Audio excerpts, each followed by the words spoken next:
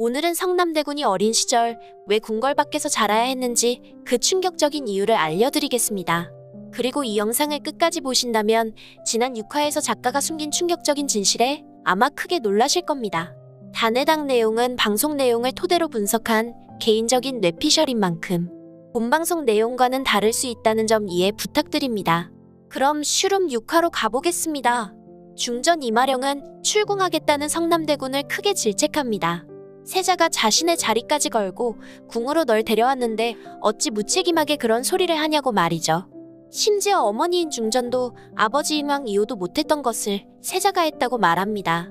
도대체 성남대군에게 무슨 일이 있었길래 10살이 될 때까지 신분을 감추고 중전의 처가도 아닌 허름한 초가집 같은 민가에서 자라야 했을까요? 이에 대해 많은 구독자분들이 성남대군이 왕이 될 사주를 타고났기 때문에 대비가 국본의 자리를 위협한다고 판단해 사가로 보내 자라게 했을 거라는 의견을 주셨습니다. 하지만 이제 막 태어난 신생아를 단순히 사주 때문에 그랬다는 건 무리가 있어 보이는 부분도 있습니다. 더군다나 당시에는 세자도 아직은 어린 원손의 위치였기에 아직 정해지지도 않은 국본의 자리 때문에 적통인 둘째 아들의 사주가 왕의 사주라는 이유만으로 갓 태어난 아기를 사가로 내친다는 건 이해하기 힘든 부분이죠. 그래서 말인데 분명 뭔가 숨겨진 다른 이유가 있었을 것이라고 봅니다. 그래서 첫 번째는 쌍둥이라는 가설에 더 중점을 두고 다시 생각해봤습니다. 하지만 많은 분들이 아역 배우들의 키 차이 때문에 말이 안 된다고 보더군요. 그런데 나이가 같아도 키 차이는 천차만별이 아닐까요?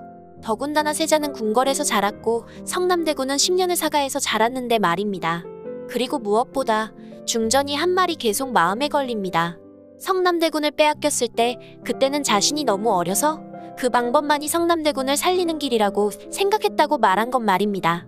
참고로 조선왕실에서는 쌍둥이가 태어나면 불길하다고 여겼다는 썰들이 존재합니다. 그럼 이번에는 지난 6화에서 성남대군이 세자와의 어린 시절을 기억하던 장면으로 가보겠습니다.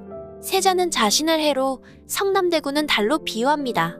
그리고 해와 달은 영원히 만나지 못하지만 둘을 합치면 밝은 명이 되기에 함께 살 수 있다고 말하죠. 그런데 이 한자 뜻에는 또 다른 의미가 있기도 합니다. 예를 들어 날일은 해를 가리키는 의미만이 아니라 일상생활에서 쓰는 낮이나 하루 또는 오늘을 뜻하기도 합니다. 그리고 달월은 밤에 뜨는 달만이 아니라 12개월을 뜻하는 달의 의미로 쓰이기도 한다는 것입니다. 즉 같은 해, 같은 달, 같은 날짜에 태어난 쌍둥이를 의미할 수도 있다는 것이죠.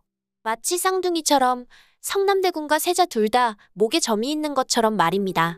거기에다 세자와 성남대군은 다른 왕자들과 달리 기본적인 무예부터 활쏘기는 물론 검술 실력과 학문 수준까지 동일하게 뛰어나다는 것입니다. 두 번째는 중전이 세자를 1월에 출산하고 같은 해에 성남대군을 출산했을 가능성입니다. 이렇게 되면 성남대군과 세자의 나이가 같아지게 되고 후계 구도에 문제가 생길 수도 있으니까요. 여기에다 쌍둥이처럼 세자와 성남대군 둘 다 비슷하게 목에 점이 있었으니 더욱더 그런 마음이 들지 않았을까 생각됩니다.